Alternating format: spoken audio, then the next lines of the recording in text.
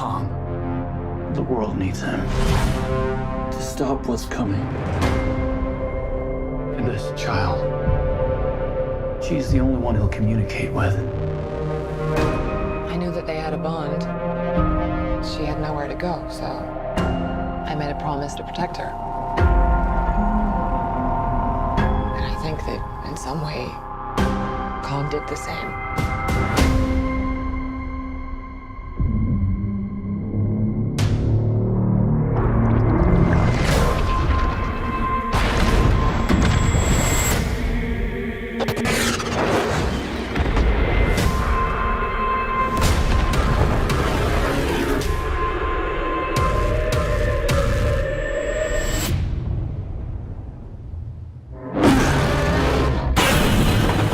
It's Godzilla.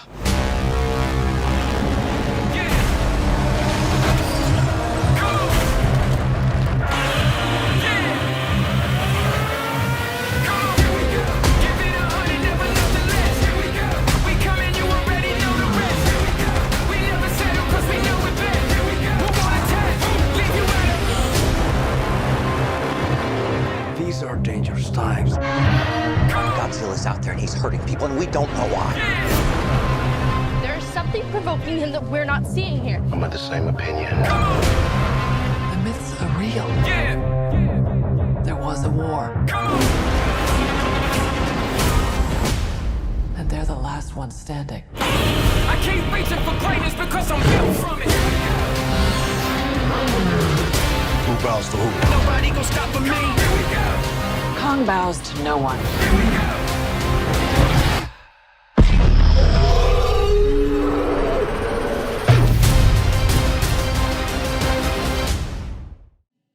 Welcome back, everyone. It's Charlie. This is going to be my Godzilla vs. Kong trailer video. I'll explain what's going on with the movie. There's a whole bunch of Easter eggs here for the classic version of this, the 1962 King Kong vs. Godzilla film. So if you're new to the channel, be sure to subscribe to get all the videos. This is Warner Brothers' next big movie in their plan for 2021 movies to release all of them on HBO Max. So we'll do giveaways for subscriptions. All you have to do to enter is be a subscriber and leave your favorite moment from the trailer on the video. If you're not a big fan of the classic Godzilla films or King Kong films, I know this seems a lot like Batman v Superman, like make two titans fight who's going to win and who winds up being the real villain of the film, because it seems like they will eventually team up, similar to the plot of Batman v Superman. Like, even though they're fighting here, clearly someone is manipulating Godzilla to attack mankind, like you see this big Tokyo fight, when Godzilla is supposed to be a friend to mankind, especially after the last film saving the planet from King Ghidorah. And because we're talking about this modern franchise of Godzilla and King Kong films, you go back to Kong Skull Island, Kong was also a good character during that. So why would they fight unless they had a version of Lex Luthor manipulating both of them to fight, and who winds up being the real villain of the film? There's some rumors about that I'll explain, but the movie itself is coming out March 26th, and we make jokes about Batman v Superman, but the Justice League Snyder Cut, Zack Snyder also did Batman v Superman, is also coming out in March. But Millie Bobby Brown and Kyle Chandler, her father, are back from Godzilla King of Monsters, along with a lot of the Monarch characters. Some of the new ones are Alexander Skarsgård, the kid from Deadpool 2, Ezia Gonzalez. I don't know exactly what she's going to be doing during the film, but she might be working with the other organization that I'll explain in a second. Rebecca Hall seems like another good character working with Alexander Skarsgård, a sort of Kong expert who's taking care of this little girl here who has a special connection with Kong. They made the joke in the last film, though, that the people are essentially the pets of the Titans, like she'd be Kong's pet, not the other way around, even though she's holding up this Kong doll, seeming like she's summoning him like a golem or worshipping him somehow.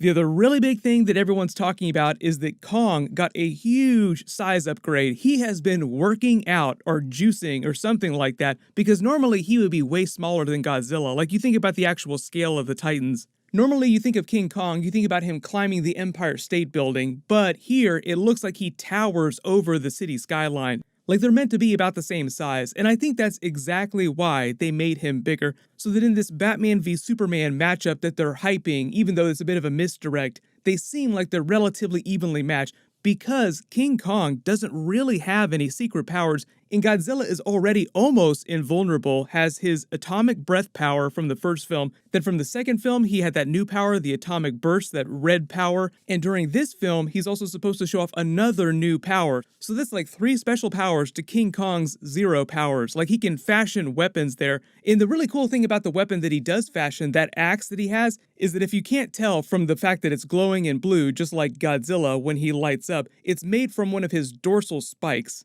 So I'm assuming that one of their earlier fights, he's able to damage Godzilla, one of the spikes falls off, then he uses that to fashion the special weapon for their next really, really big fight, which seems like it's happening in Tokyo. That's another thing that they haven't really done in the newer modern Godzilla films, is they haven't taken him back to Tokyo in a really, really big way. But that seems like a big classic deep cut, because normally that's where he'd be in his films.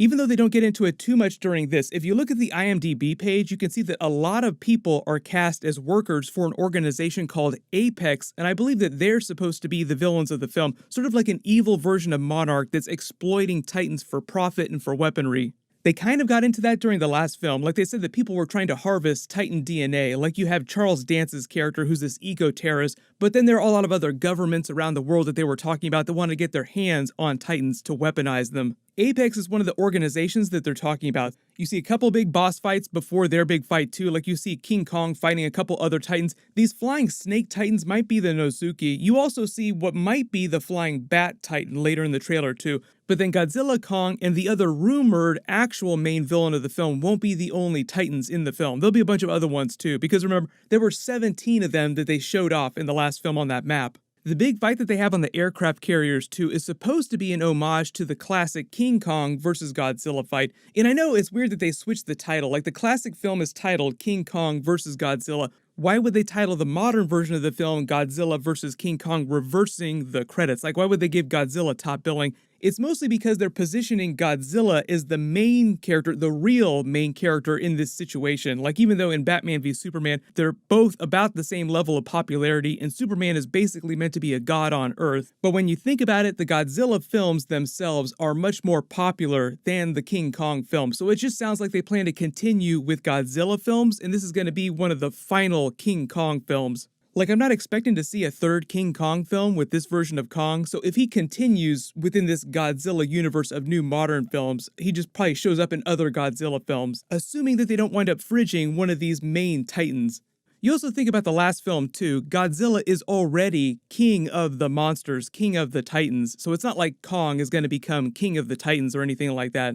This is obviously just the first trailer, so they're not really giving you a lot of the story. They're just giving you some of the highlights from probably like the first half of the film up to the first big Tokyo fight, like when everything is neon. But I think that most of this footage is really only from like the first part of the film before you find out what's going on with the real villains, the Apex organization. So there'll probably be more of them in the second trailer, and maybe they'll wind up doing the Doomsday thing that they did during the Batman v Superman trailers, where they actually reveal who the real villain of the film is going to be, so that they can team up together just like in Batman v Superman.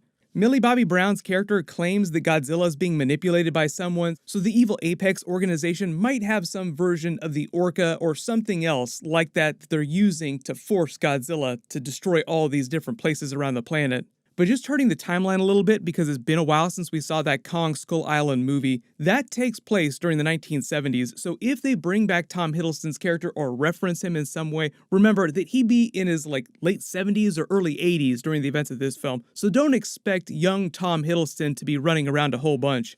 It kind of seems like this franchise is turning into Millie Bobby Brown's franchise, just because she seems like a much bigger character than she was during the first film. But the really big rumor, though, about the main villain is that the real villain of the film is going to wind up being Mecha Godzilla, and that's who they'll eventually team up to wind up taking down, and Apex themselves, the evil organization, will be responsible for creating Mecha Godzilla. And I think it has something to do with them tying back to that idea of them harvesting Titan DNA, like harvesting parts of King Ghidorah and using that to create Mecha Godzilla, a weapon against Godzilla. I think we get a few peeks of that during the trailer. Like you see in the background here, this actually looks kind of like Mechagodzilla. And then behind this dude on this display here, this might be an Apex lab. You see battery charging in this outline of what looks like Mechagodzilla on a readout. But everyone, let me know in the comments, what do you think is actually going on? Because this is clearly a misdirect and Godzilla is a good character. And which new Titan from the classic Godzilla films that we haven't seen yet do you think that they're going to eventually team up to fight? Because the movie's coming out March 26th, there'll probably be another trailer sometime during February, and they'll just start releasing a whole bunch more footage, so we'll probably find out pretty quickly. But everyone, click here for my full WandaVision Episode 3 video in Marvel Easter eggs, and click here for my brand new Thor 4